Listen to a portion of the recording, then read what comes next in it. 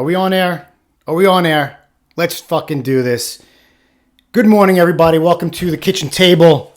You guys know me. I'm Kenny D, former fireman, former law enforcement, former military, spreading the message of mental health awareness in the first responder community, not exclusive to it. Today is Tuesday, April 30th, I think it is. 1 or 2 days until May. May is Mental Health Awareness Month, so I want everybody to be aware of that. Mental Health Awareness Month, all sorts of resources that you can look for, articles, social media, events, Mental Health Awareness Month, May. Check it out. I always like to spread the mental health awareness message because of my experience in life. I just want everybody to know, because I've been asked, oh, I didn't know you were hurting so much. If you need help, you can help. You could call me. I didn't know you were that depressed. I didn't know you were that suicidal. I knew you were moody or whatever. Listen, the reason why I am able to speak on this, the reason why I'm able to open up about all this, to put myself out there, to try and help others, to spread the message, is because I have conquered all that stuff, all those dark thoughts, all those things that I've gone through in my head, on my own, by myself, not telling anybody, just chugging along every single day. I've conquered all those with my daily processes, with my self-talk, with my positive self-talk, with my disciplines and routines and eating right and maturing and doing all that stuff. I've conquered those demons. Not to say that I'm never going to be in a bad mood again. Not to say I'm never going to be angry or sad. Everybody gets angry and sad because of certain events in their life. But the reason why I'm able to open myself up is because I've conquered those. I am no longer that depressed. I am no longer suicidal. I am no longer, in the deep, dark places. I'm 50 years old. I'm a mature man now, retired with a side job, but I've conquered all those demons. And I'm here trying to spread the message of how I did it. Maybe you can too if you're in that situation. You can conquer those demons. No matter how you feel or what you're going through, there are certain things that you can do to help yourself, to get out of that dark hole, to conquer those demons. But you have to do it. You have to want to do it. You have to want to get help. You have to want to be healthy in your mind, in your heart, in your soul, in your body. The only person that can help you is you. You could talk to therapists. You could talk to psychiatrists. You could talk to friends. You have to want the help. You have to pick yourself up, dig yourself out of that hole, and want help. I always talk about the kitchen table in the firehouse was my therapy. I recently conducted an interview over the weekend, which you're going to see in episode 25. It was awesome. It was great to be back at the kitchen table, talking to the guys, breaking balls, talking about things. That's my therapy for me. You might need regular therapy, real therapy. I'm not a professional. Get professional help if you're truly in that dark place. Anyway, speaking of professional help, my wife brought up a really great idea or something for me to talk about, which is mental health care coverage. Mental health care coverage through all of these insurance companies, and how difficult it is for people to get proper mental health care through their insurance companies, or if there's enough providers for it, or if your insurance company even fucking covers it, or if you don't have insurance, how are you going to pay for mental health care coverage?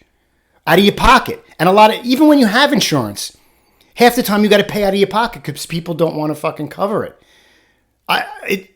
We've experienced it ourselves. Hard time finding proper and good mental health coverage. Number two, if our insurance company even fucking covers it. Number three, the premiums are so high, having to pay a lot of stuff out of pocket. It's awful. It really is. And that's by experience. I certainly haven't experienced it all, and I'm not a professional, and I'm not super educated on this topic. I've always had a job where I've worked jobs that I've had healthcare coverage by the provider, by the job rather, my employer. Military, I've had medical coverage the whole time. When I was a cop for the federal government, I've had medical coverage the whole time. And the fire department, I've had medical coverage for me and my family. That's because we put our lives on the line, and one of the things they offer, one of the benefits they offer is medical coverage for you and your family. But that coverage isn't always the greatest. So I know, at least here in New York, the Attorney General, her name is Letita James. And feel how you feel about her, whatever. If you live here in New York, that's not my place to talk about her. But she came out with this report. Attorney General James uncovers major problems assessing mental health care through insurance companies. A new OAG report finds that insurance directories of mental health providers are 86% inaccurate. Exasperating mental health crisis report follows 2 mental health hearings held by AG James and provides recommendations to increase access care. 86% inaccurate. So the directories, just to make a phone call, just to try and find somebody that covers mental health, is 86% inaccurate. So you call that number, and 86% of the time, it's wrong. The number's wrong, the address is wrong, the person is wrong. I highlighted a couple things, so I'm just going to read them real quick. I'm not going to go over the whole report, but this is just something I want to get out. It's a great topic. I got to get myself educated on it. I'm starting now. My wife brought it up. I thought it was a great thing to talk about because Mental Health Awareness Month is in May. So one of the things I highlighted, this report was December 7th, 2023, so not that long ago. New York Attorney General Letita James today released a comprehensive report clearly demonstrating that health insurance companies are failing to offer adequate access to mental health care, exacerbating mental health crisis in New York. The Office of the Attorney General surveyed nearly 400 mental health providers listed on health plans, networks, and found that the overwhelming majority, 86%, were ghosts. Ghosts is in quotes, meaning they were unreachable, not in network, or not accepting new patients. Inaccurate network directories are worsening the statewide mental health crisis and disproportionately impact marginalized communities, leading to adverse health outcomes and increasing costs for patients. You know how expensive it is, even when you have mental health care coverage, you have medical coverage, it is to find somebody that takes your coverage and then pay them. Just even when you're covered, it freaking is super expensive. So half of them don't even cover aren't covered by your insurance. So here's another thing. By not maintaining accurate directories as required by law, health plans are making it harder for New Yorkers. This is just for New York. Every other state is different. Making it harder for New Yorkers, especially the most vulnerable among us, to get mental health care and forcing them to delay or forego the care that they need. Parents told the OAG they spent months trying to find a provider through their insurance plan, but could not find one, which led to their children experiencing worsened conditions. If you're a parent and you have a child with mental health issues, finding a provider can take months. And just think, your child is growing all the time. And the longer it takes for them to get help, the worse off they're going to be, the further behind the 8 ball that they're going to be. Let's see, what else? Callers attempted to schedule an appointment for an adult or child with a mental health provider who was listed as accepting new patients. Of the 396 providers called across all plans, only 56 providers, or 14% of those contacted, offered appointments. 86% of the listed in-network mental health provider staff called were ghosts, as they were unreachable, not network, or not accepting new patients. It is fucking awful to have to deal with that. People that are desperate trying to get mental health care coverage from a provider, and the lack of providers that there must be a need for therapists and psychiatrists out there. There's just not enough of them. But out of the 400 that were called, 14, they can only get appointments for 14% of them. 86% were not even there anymore, or you couldn't get an appointment for months out, or they weren't even in your network. Terrible. Fucking health insurance for mental health care is awful in the state of New York. I don't know. Again, I'm not that educated on it. I never really truly educated myself on it. I just made phone calls and tried to get coverage, experienced finding the right one, finding one who was good or took our insurance or took our coverage or wasn't that expensive. Or when we did find one that we liked, we had to fucking pay out of pocket because they weren't in our network. And you know how expensive that is? Anybody who's on a budget, anybody who doesn't make a lot of money, that's awful. That's terrible for them, especially when it comes to getting your children proper coverage. Another thing that I highlighted real quick, these cases reported to OAG demonstrate the real barriers New Yorkers face in accessing mental health care provider because insurers are not maintaining up-to-date directories. Like half of the problem here is just keeping your directories up to date. Maybe they move around a lot and they just don't update their freaking directories. And they change providers all the time. Like one guy will take GHI one day and then freaking next year he doesn't take GHI or this plan or that plan. Proper healthcare coverage in the state of New York is fucking awful. Thank God I've had a job that covered me and my family with medical health insurance. And even that benefit isn't super great when it comes to mental health coverage. Yeah, if you want to have a baby and you're covered, it was great. When we had a baby. That was all good. Through the fire department, if I got hurt at work, I was covered. The city covered it. But at home, it's getting harder to find proper mental health care coverage. Any mental health care coverage. So this is I'm not going to go over this whole thing, but it's really truly a problem, especially in New York. And again, however you feel about our Attorney General, Letitia James, is your opinion, whatever. My opinion about it, whatever. It doesn't matter. The fact is she wrote this report and it's tough to read because it sucks. People that really truly need mental health care coverage can't find it. And if they have it, they can't find a provider. So again, I got to educate myself more on this topic.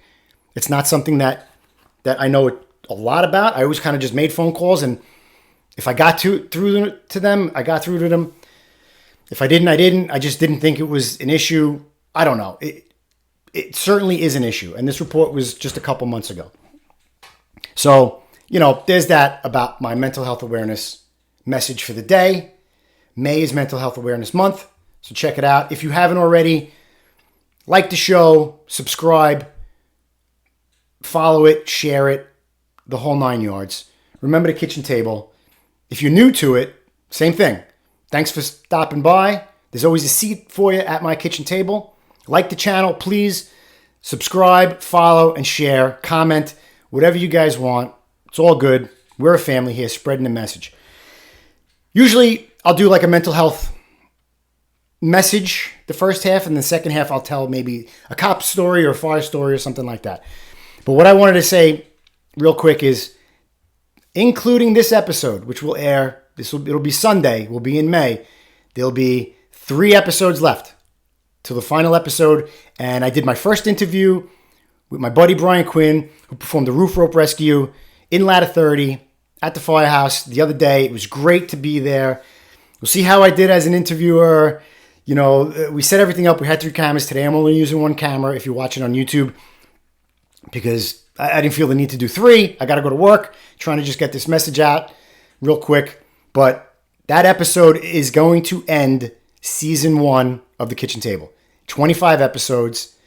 Interview with Walter Scott Medal recipient, Brian Quinn, for a roof rope rescue, a high-rise roof rope rescue. It's an unbelievable story. The balls that this guy has to go out that window to get that woman. It was so great. Next episode, episode 24, I'm going to go over the role that I played in that roof rope rescue. Again, I was the first due engine chauffeur. It was right across the street from the firehouse in one of the high rises. I was not in the building. I was not an anchor man. I was not the OV, the roof, or anything like that. I was in the engine. The guys had to follow me to get to the right place. I'll tell that story. Sat down with Brian. It was so great to relive that story in that day. I was so happy for him. I'm so honored to be sitting down with him. And just, I was super honored just to be part of that. To be part of that history in the fire department. I mean, it takes such a special person to do something like that. That he's the man. He's such a good dude. And I hope you guys like that episode. That's going to be episode 25, end of season 1, Kitchen Table. Today, I kind of wanted to go over, I don't know, should I do day in, day out of the firehouse, or should I do some of the EMS runs that we've had that were pretty fucked up? In my life, I've had these feelings of sadness and depression and stuff like that. And every time I thought I was coming out of it, something else would happen in my life that would bring me right back into that depression. And it was harder for me to get out. But I kept fighting. You think you're getting out, and then something else happens. My mom dies. You break up with a girl, whatever. So being a first responder was kind of the same way. First responders deal with so many traumatic incidents, death, murders, suicides, fires, shootings, just all that stuff. They have to go from one difficult incident to the next without ever getting over that last incident. That's why there's such a mental health crisis in the first responder community. You never really have a chance to decompress from the last incident. You could go, if you watch the episode, I have an episode of my toughest EMS run where I had to do CPR on a 6-week-old baby to no avail. Yeah, you do it. You get there. You get back to the firehouse. You still got to go to work. You got to go to the next incident. You go to a fire. You go to another CPR or a drug overdose or something like that.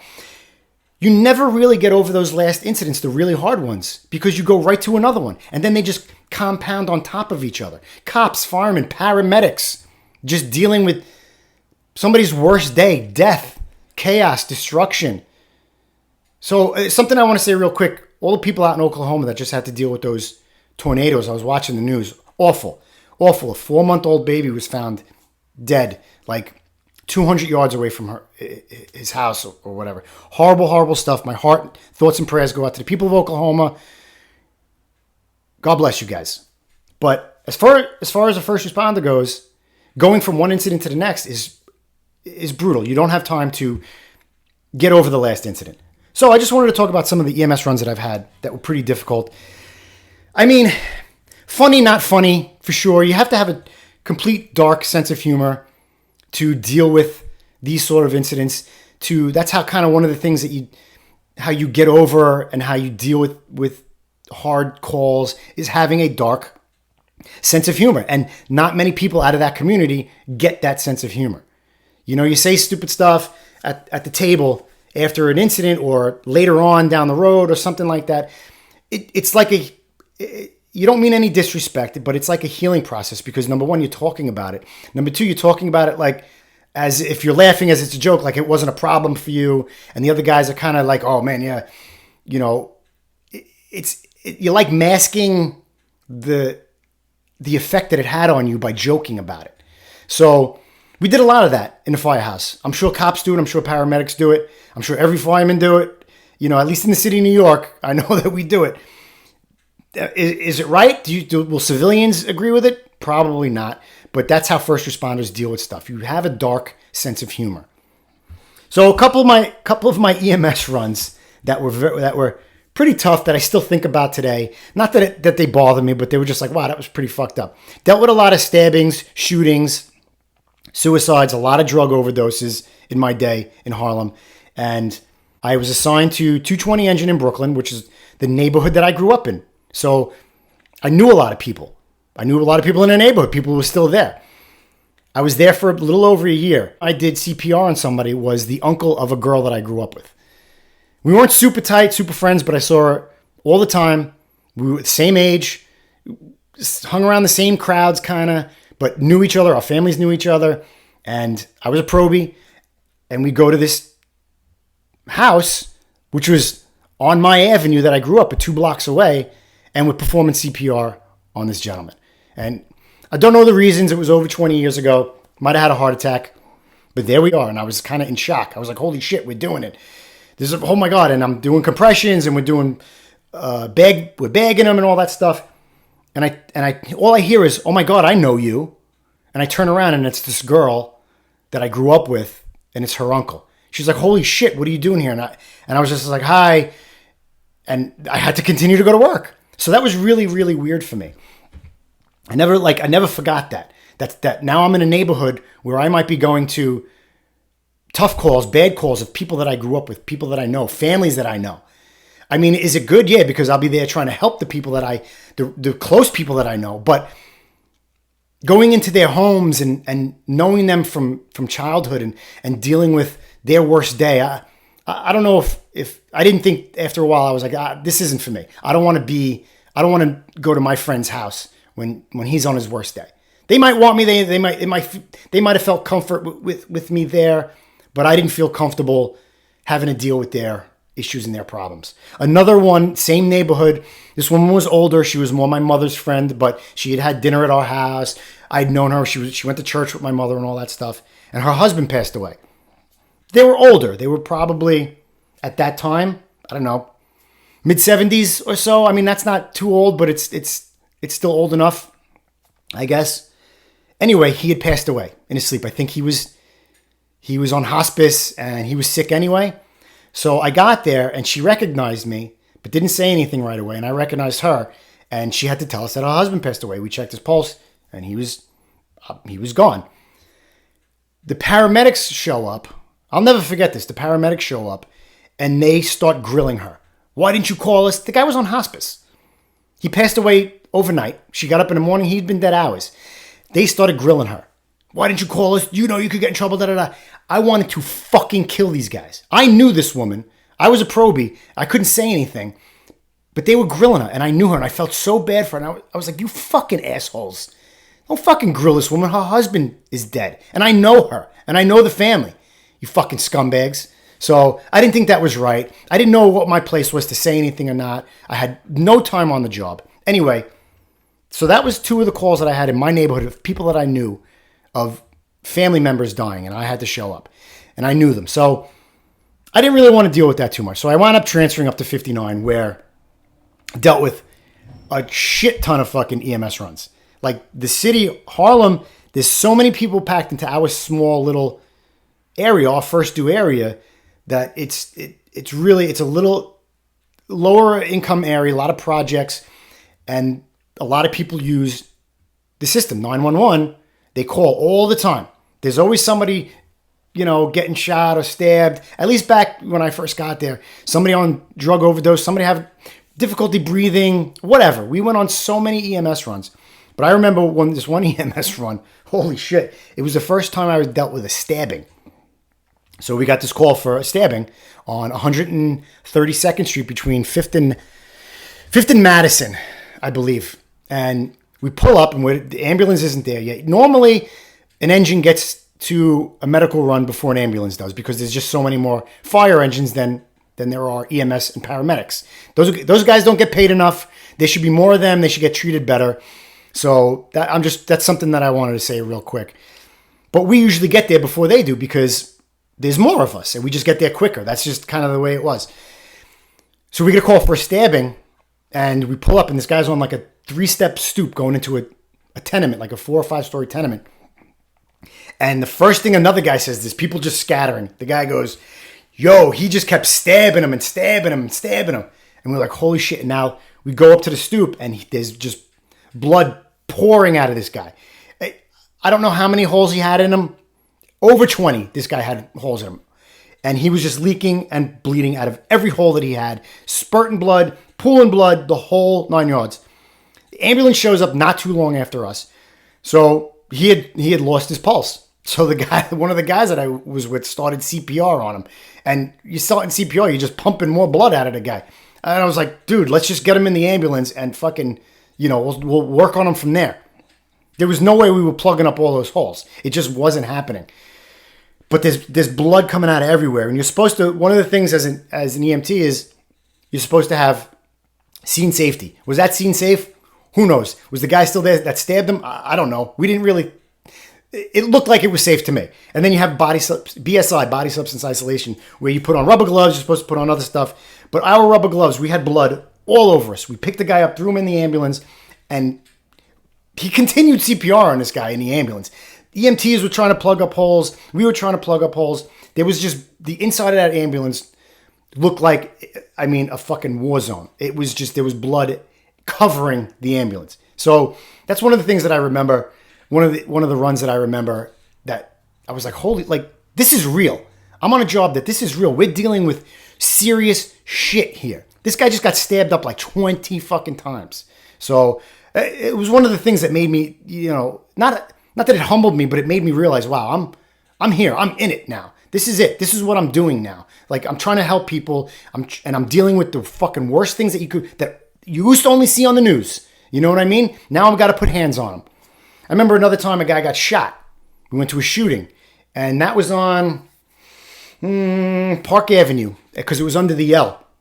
And the L is the elevated train. It was in a gas station, and I don't think that gas station is there anymore. I can't remember what street it was on. I want to say it was maybe 129 and Park, but I can't remember.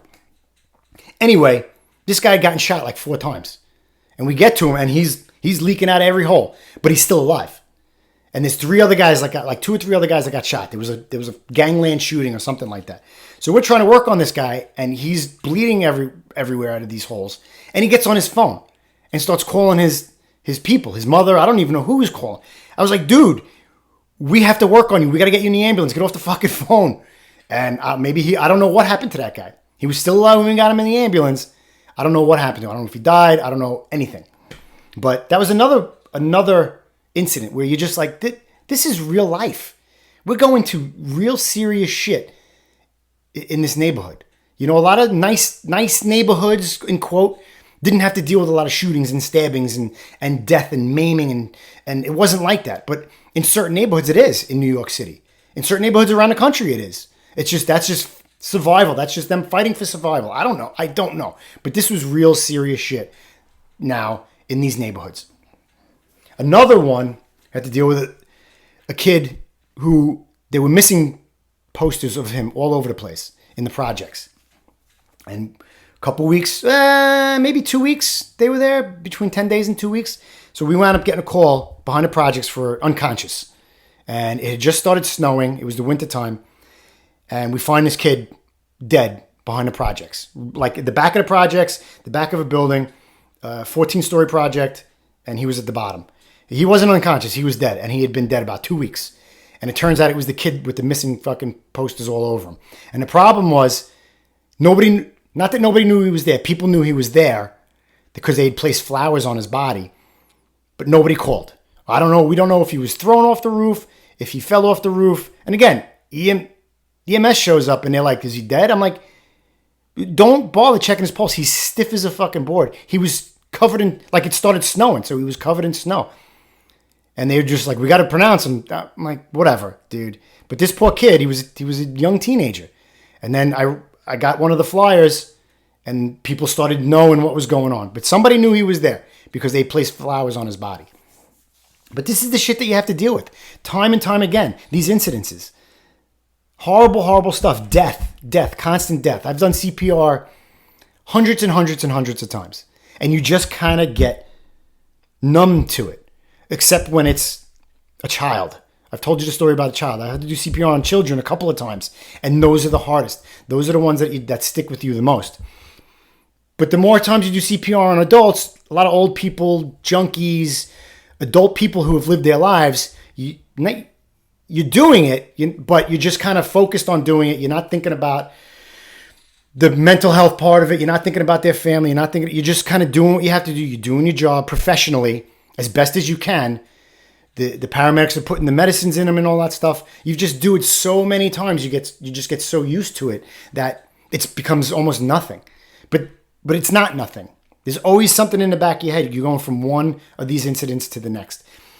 What else? I've been under the subway cars a bunch of times. That happens in New York City all the time. Somebody falls, gets pushed, or jumps in front of a subway train all the time. I mean, for a while it was happening like every day, every other day, somewhere in this city.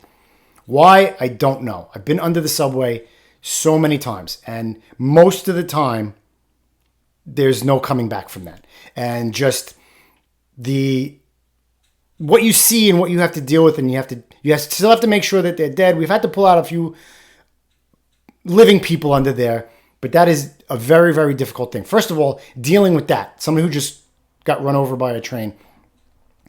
Number 2, being on the bottom of a subway under this train, worried about getting electrocuted, worried about all the dirt, rats, and grime, and then hypodermic needles all over the place. At least up in Harlem, they were everywhere.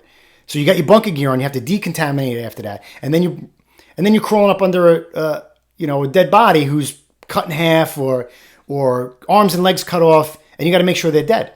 It's stuff like that doesn't leave you. That's why you talk about it in the firehouse. At least I talked about it in the firehouse with the guys. And not to say that it was disrespect or jokes, but we talked about it, and sometimes there were a few laughs about it, sometimes there weren't. But that's the dark sense of humor. You have a dark sense of humor as a fireman, for sure, as a fireman. Because you deal with it so much. So being a guy who had issues growing up, had issues into adulthood, from one incident to the next, trying to heal from one and dealing with the next, trying to heal from that one and then brought back into it. Now that I'm over it, now that I'm a man, I'm able to talk about it. That's how I know I'm healed, is because I'm able to talk about it. To being a fireman, like I had to deal, most of the traumatic incidents that I've had to deal with on a job is on the fire department. And going from one incident to the next. A fire, that was really tough. Dead people in fires, CPR, all these EMS runs, drug overdoses, stabbings, shootings. Then you deal with the death of firemen friends of yours on the job, guys that had gotten cancer, line of duty deaths, guys that died off duty. It's one thing after the other when you're in that type of work. So if you're somebody who is a civilian who's thinking about that kind of work, I'm not trying to deter you, because we need good people on those jobs, but you have to prepare yourself. I wasn't really prepared for the extra part of the job. I wanted to be a fireman. I wanted to fight fire. That's what I wanted to do. Be in the building, the smoke, the heat, the violence, the chaos, the fear. That stuff really got me going. I love that. I love being in that fire and crawling down that hallway with the hose. That was just the greatest thing for me. But that job is so much more to it on the New York City Fire Department than fire. The job is fire. Don't get me wrong. The job is fire. And these guys are still going to work and still putting their lives on the line and still getting up for those fires.